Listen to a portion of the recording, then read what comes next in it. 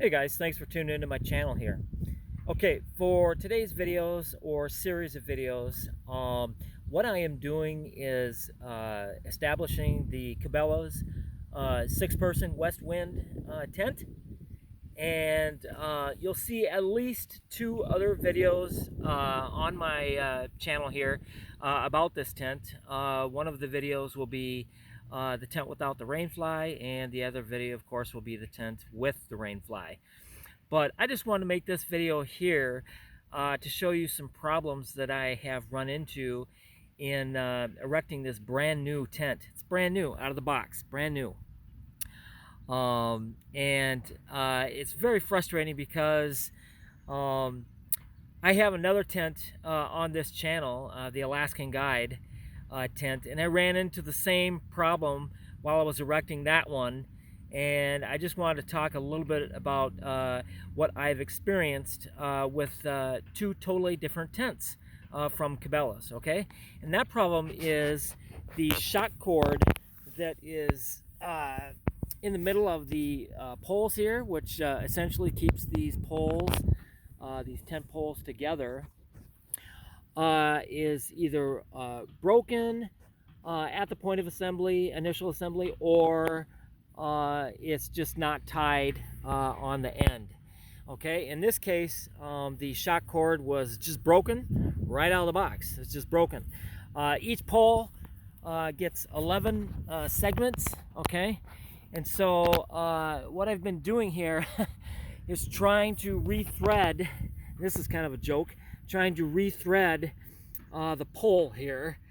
And what you have to do is the string doesn't go in on this end, okay? It goes in on this end here, you know, in the segments and everything when you're putting it together. The end pole has a metal fitting on both ends. That's this piece here. But when you're putting it together, you're trying to weave the line, the shock cord, through these poles. And it's a pretty thin, as you can see there. Let me see if I can get it close up here. So it's a pretty thin hole there in the middle of the fiberglass pole. It's pretty skinny there. So you're just not trying to weave it through that end. You've got about, it's about, I'd say an inch or so to, you know, because it's much easier, obviously, to thread it there, you know, to push it through there. That's easy. But you don't have access to the end of the pole through this metal housing piece here. And so you've got to go about an inch and a half down there and try and get it through that little hole that's down inside there. That's almost impossible. All right, so I experienced that, like I said, with my Alaskan Guide 6-man tent, and I'm experiencing the same problem here, assembly problems. Whether it's they're using too weak of shock cord or it's just old shock cord, I don't know, but you get it out of the box. Two different tents now from Cabela's with the shock cord not fully connected on at least one of the poles. There's 4 big poles for this tent. The other 3 were fine. But this one, I'm having this recurring problem from Cabela's here. It's a recurring problem. And so I just wanted to highlight that. This is a common thing that I've experienced. Now, I don't know if you can call it common necessarily. 2 tents, you know, you have the same problem. I don't know, is that common? I don't know.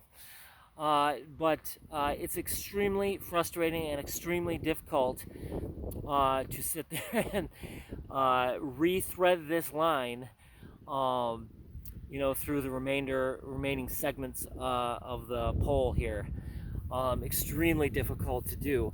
And just a little tip here, folks. This really highlights the absolute crucial importance of erecting your tent, you know, a brand new tent we're talking about here, before you go camping. All right, you buy from the store, go set it up. You need to know these things before you get out in the sticks and you're stuck with a situation like this. Say it's going to be raining soon or very windy or whatever. You need a tent that is fully functional. All the components are working, and all the parts are there.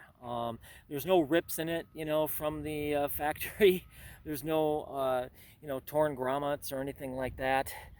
Um, so the importance to establish your tent, erect your tent right out of the box from the store before you go camping is absolutely crucial. I cannot emphasize that enough. I think many people take their tents brand new from the store and go camping and think that everything's going to be smooth, and oftentimes it is not, and especially in this case, it is not. And so I'm an experienced camper. I've camped all over the place: Voyageurs National Park, Boundary Waters Canoe Area, also in several campgrounds, and I love tent camping. And this is something that I have known over the years, to always set your tent up before you go camping. And just one other quick note on that: if you've got a tent that you've had for years or whatever, it's still important to set it up before you head out on the trail, before you go camping. And that simply being that, mice can get in there and do havoc.